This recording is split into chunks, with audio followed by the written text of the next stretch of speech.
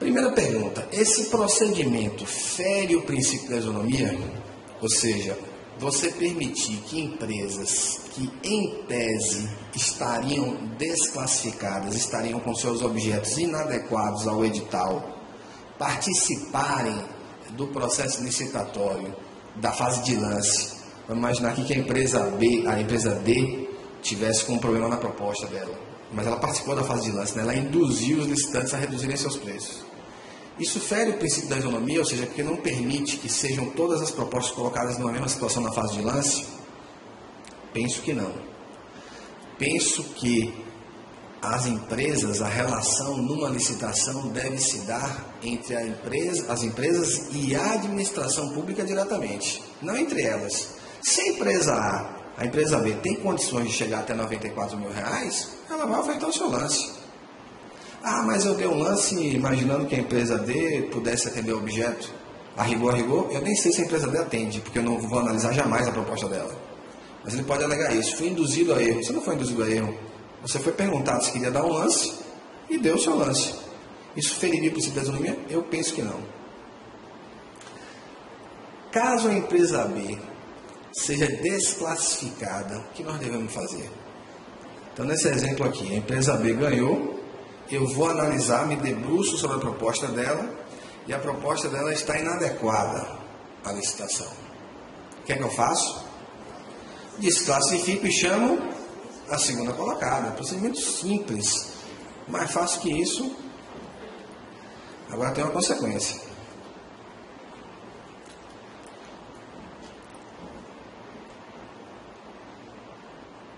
Se a empresa A fosse a vencedora em vez da empresa B, então vamos imaginar que nesse exemplo que eu dei, em vez de ganhar a empresa B, ganhasse a empresa A com 96, vamos imaginar que a licitação se acabasse aqui na primeira rodada e na segunda rodada ninguém mais desse lance, a empresa A ganharia com 96 mil.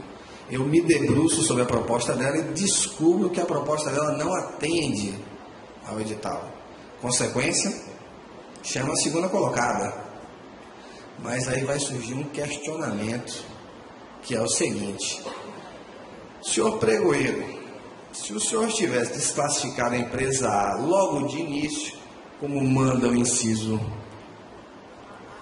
7º, a menor proposta seria da empresa B. Sendo a menor proposta da empresa B, os 10% que servem para selecionar as empresas contam a partir dela. E aí está formada a problemática dessa interpretação. Agora vejam só. Se a empresa B fosse a proposta de menor preço, aplicando 10%, eu teria até empresa E. Verdade? Procede esse argumento? 108 mil, 10% seria... Quanto é que seria? 108 mil, 10% é 1.080. Estou correto ou estou errado? 10.800. Seria 1.080, 10% somado a 10 mil e a 108 mil. Então seria 10.800, certo? Então eu teria aqui a empresa E participando. A empresa E poderia... Olha só. 10% de 108, 10.800, perfeito. Então teria até a empresa H, exatamente, teria até a empresa H participando. Qual seria a consequência disso? O procedimento está perdido, ou seja, tenho que refazer todo o procedimento, ou existe algum mecanismo para eu solucionar essa questão? Eu entendo que, ocorrendo isso, a gente poderia convocar as empresas E, F, G e H para perguntar se elas cobrem esse preço, 97, porque já está dado, já está ofertado pela empresa B, já é um preço ofertado.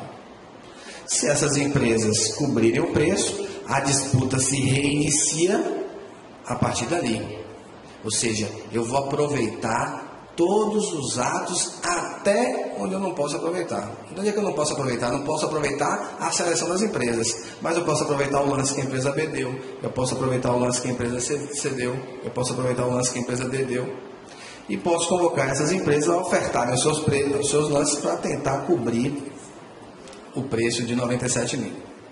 Uma outra alternativa, não tão radical a esse entendimento, a tese que eu defendo é essa, ou seja, esse tipo de procedimento vai melhorar, agilizar, desburocratizar, facilitar a vida de vocês num pregão, sem, ao meu juízo, ferir o direito dos demais licitantes, se a gente utilizar essa interpretação aqui. Um outro raciocínio mais temperado que nós podemos utilizar, e é um raciocínio que o professor Orlando é mais tendente a concordar, porque também não acha esse raciocínio muito radical, seria, aberta às propostas, eu analisar de início, cumprindo o estabelecido no inciso 7º, já analisar de início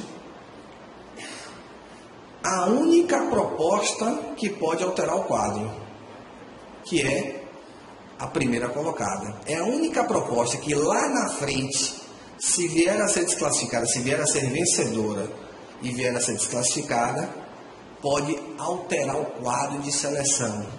Então, para prevenir isso, eu já analiso previamente a proposta dela.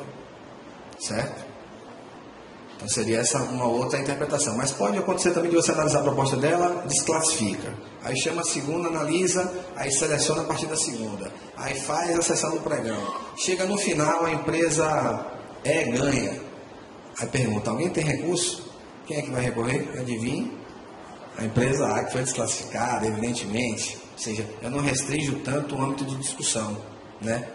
Continua um pouco aberto. Então, por isso que eu continuo achando, essa interpretação deve ser a interpretação que nós devemos adotar no nosso dia a dia. Confesso aos senhores que isso na doutrina é muito pouco discutido. A doutrina se inclina a entender que deve ser feita a análise de todas as propostas, mas aí estou tentando demonstrar aos senhores que essa argumentação não tem mais fundamento hoje em dia. Ou seja, teria fundamento se nós estivéssemos na Lei 8666 com a inversão de fases, onde não tem jeito, eu tenho que analisar a documentação de habilitação de todos os licitantes, porque se eu analisar, eu não vou conseguir abrir a proposta. Então, aí não tem jeito. Mas como eu estou diante já da proposta, que é o que me interessa, eu acho que essa interpretação estaria condizente com o espírito da Lei 10.520. Trouxe aqui ao final as consequências da adoção desse entendimento, ganho de tempo, mas não é ganho de pouco tempo não, é ganho de muito tempo. Isso eu estou falando de uma licitação com 30 licitantes que ocorre na SAEB, eu estou falando de uma licitação com 15 licitantes que ocorre na educação, eu estou falando de uma licitação com 5 licitantes, mas no município que os recursos humanos para análise daquelas propostas são escassos. Então, é necessário concentrar forças para analisar efetivamente a única proposta que vai atender, que é a vencedora. Ah, mas o senhor tem que analisar a minha, que eu estou em 10º. Sim, eu vou analisar só para satisfação pessoal do senhor, porque o senhor não vai ser contratado. Maior probabilidade de redução de preço. E por que maior probabilidade de redução de preço? Porque eu aumento o número de competidores na fase de lance, eu não retiro esses competidores, eles continuam participando. Aí o licitante fica, mas e se o licitante estiver com a proposta dele em desacordo? Eu vou estar dando lance concorrendo com o licitante que está em desacordo. Se o senhor não tem preço a dar, desista. Mas se o senhor tiver preço e ele, se tiver, dará o lance, não correrá o risco de não dar o lance. E a quarta vantagem, a análise detida e apurada da proposta vencedora. Eu só analiso uma, mas vou analisar de forma detida e apurada essa proposta vencedora. Essa interpretação, para mim, resolve os nossos problemas do dia a dia. O Tribunal de Contas, enfrentando a questão, ele diz assim: e assim sendo, penso que não há sentido em se instituir uma espécie de pré-qualificação dos participantes. exigindo dos licitantes que apresentem e tenham homologadas amostras por parte da administração como condição para prosseguirem no certame, isto é, para que possam participar da fase de lances verbais. Tal sistemática, além de contrariar o princípio da agilidade que deve nortear o Instituto do Pregão, não está previsto na lei regedora da matéria, configurando dessa maneira imposição de restrição onde a lei não fez. Todavia, se deseja se valer do pregão em função da agilidade, simplicidade, não pode postular como condição de participação da fase de lance que o licitante apresente ou tenha a sua amostra aprovada pelo órgão, haja visto a ausência de previsão legal. Ressalto que o risco de um licitante passar a fase de lance verbais sem possuir condições efetivas de cumprimento dos requisitos editalícios é inerente ao pregão, restando clara a opção do legislador em prever a agilidade. Veja só, eu concordo com a conclusão, mas não pelos fundamentos. Porque eu demonstrei aos senhores que não tem risco de você passar para a fase de lance um licitante que não esteja de acordo, porque ele vai ser desclassificado depois. E nós não podemos discordar disso. A análise de amostra é requisito de classificação de proposta. A amostra, ela é um elemento externo à proposta, mas ela faz parte do requisito da proposta. Porque se uma amostra está em desacordo com a consequência, a desclassificação da proposta. Então, se nós entendemos que as propostas devem ser analisadas todas previamente, as amostras também devem. Se nós entendermos, como eu estou aqui defendendo, que só devemos analisar a proposta do vencedor, da mesma maneira, a amostra do vencedor é a única que será analisada. Mais à frente, o Tribunal de Contas também, uma manifestação do procurador do Ministério Público que atua no Tribunal de Contas, no julgamento deste acordo, 1598, 2006, já diz: já no pregão presencial, caso sob análise, a classificação indevida de propostas escritas inicialmente de menor preço, ou ainda das propostas com preços imediatamente superiores, ou seja, de propostas que após a avaliação da amostra do produto venham a revelar desatendimento, afasta assim o licitante da competição em face da regra do inciso 8º e do inciso 9º, que é a regra que classifica até 10%.